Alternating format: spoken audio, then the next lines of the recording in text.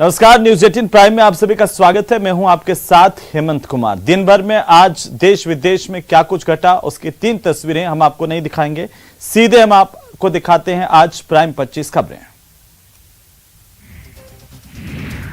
गुजरात के मोरबी में बड़ा हादसा हो गया। यहां पर मोरबी में केबल पुल टूटने से सैकड़ों लोग नदी में गिर गए हैं। बताया जा रहा है कि हादसे के समय पुल पर करीब 400 लोग थे।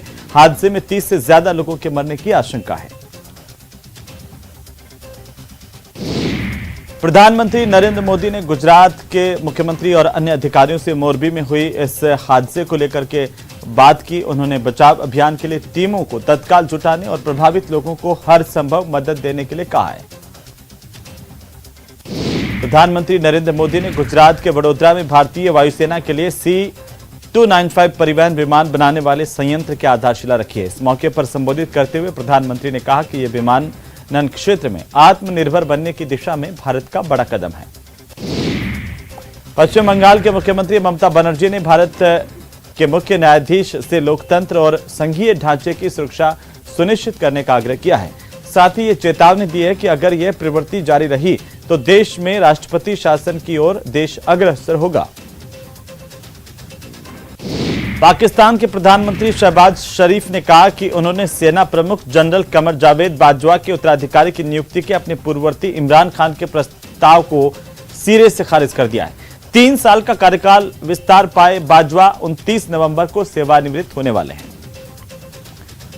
बांग्लादेश के सूचना मंत्री हसन महमूद ने कोलकाता में कहा है कि शेख हसीना सरकार हिंदू अल्पसंख्यकों की सुरक्षा और उनके हित के लिए प्रतिबद्ध है। उन्होंने कहा कि देश में इस साल दुर्गा पूजा पर शांतिपूर्ण समारोहों का आयोजन इसका प्रमाण है। जम्मू कश्मीर की पूर्व मुख्यमंत्री और पीडीपी की प्रमुख महबूबा मुफ्ती कश्मीर में भर्ती होने पर कहा कि जो भी भर्ती होती है उसमें भ्रष्टाचार होता है। महबूबा मुफ्ती ने कहा कि मुझे लगता है कि प्रधानमंत्री ने यह बात कहकर यहां के नौजवानों के जख्म पर दवा लगाने की जगह उस पर नमक डाल दिया है।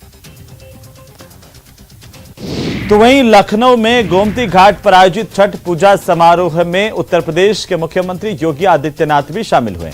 इस दौरान उन्होंने कहा कि पर्व और त्योहार का महत्व ही सामूहिकता का दर्शन है। उसका एक आदर्श उदाहरण छठ जैसा पर्व है। तो तेलंगाना में टीआरएस के 4 विधायकों के कथित तौर पर खरीद फरोख्त की कोशिश करने वाले 3 लोगों को गिरफ्तार कर लिया गया है। हैदराबाद की एक स्थानीय अदालत ने उन्हें न्यायिक हिरासत में भेज दिया है। बिहार में 2 सीटों पर हो रहे उपचुनाव को लेकर सभी राजनीतिक दलों ने अपनी ताकत झोंक दी है।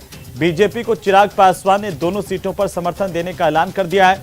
चिराग पासवान ने कहा कि उनकी गृह मंत्री अमित शाह से मुलाकात हुई, जिसके बाद यह फैसला किया गया। गुजरात में 2015 में पाटीदार आरक्षण आंदोलन का हिस्सा रहे इस समुदाय के एक प्रमुख नेता अल्पेश कथीरिया राज्य में आम आदमी पार्टी में शामिल हो गए। अल्पेश के चुनावी रैली के दौरान अरविंद केजरीवाल की मौजूदगी में उन्होंने आम आदमी पार्टी का दामन थाम लिया। सिरोही में मुख्यमंत्री अशोक गहलोत आबू रोड के दौरे पर पहुंचे। उन्होंने इंदिरा रसोई का फीडबैक लिया और खुद भी खाने की गुणवत्ता को चेक कर इंदिरा रसोई के काम को सराहा।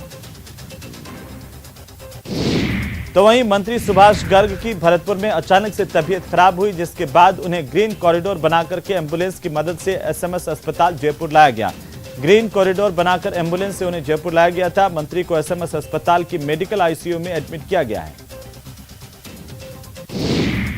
लोक आस्था के महापर्व छठ के 4 दिवसीय अनुष्ठान का आज 3रा दिन रहा।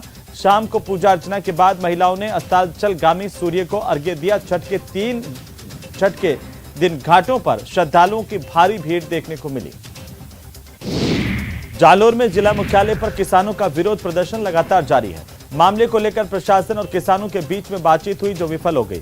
हजारों की संख्या में किसानों का कहना है कि कल वे उग्र आंदोलन करने वाले हैं। तो वहीं राजधानी जयपुर के एयरपोर्ट की रौनक लगातार फीकी होती जा रही है। एयरपोर्ट अथॉरिटी ऑफ इंडिया के ताजा आंकड़ों में जयपुर इंटरनेशनल एयरपोर्ट 13वें पायदान पर पहुंच गया है।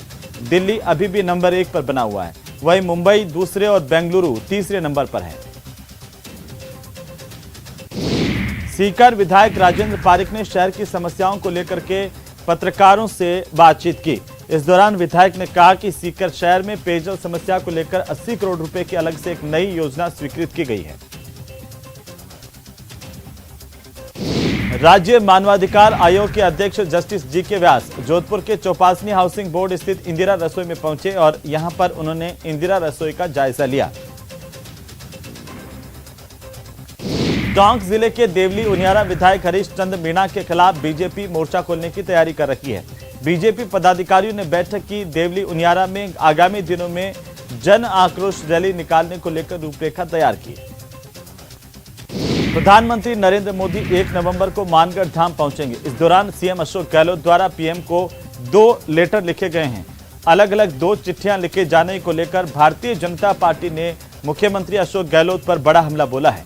उपनेता प्रतिपक्ष राजेंद्र राठौड़ ने कहा कि सीएम सिर्फ सस्ती लोकप्रियता के लिए चिट्ठी लिखने का खेल खेल रहे हैं। कांग्रेस पार्टी का यह दावा है कि सीएम अशोक गहलोत की योजनाओं से आदिवासियों के जीवन में बड़ा बदलाव आया है और प्रदेश का आदिवासी कांग्रेस के साथ था, कांग्रेस के साथ रहेगा। पीएम मोदी की यात्रा को लेकर राजस्व मंत्री रामलाल जाट ने कहा कि बीजेपी ने आदिवासियों के कल्याण के लिए आज तक कोई काम नहीं किया। जोधपुर में भाजपा प्रदेश संगठन महामंत्री चंद्रशेखर दौरे पर रहे। इस दौरान महामंत्री चंद्रशेखर ने युवा कार्यकर्ताओं को संगठन की मजबूती का मंत्र दिया, तो साथ ही जगह जगह मसूरिया में भी कार्यकर्ताओं ने उनका जोरदार स्वागत किया।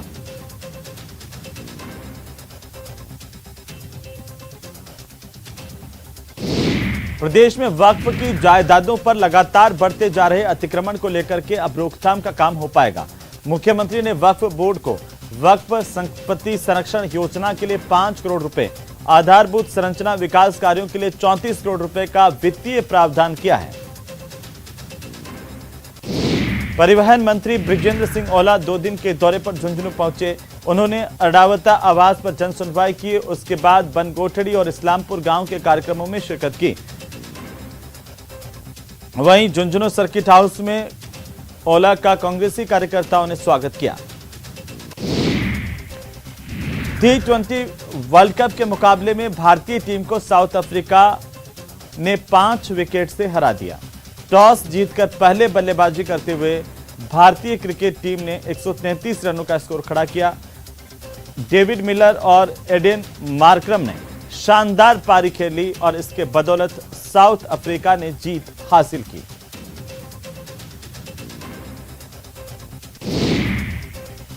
चलिए आगे बढ़ेंगे।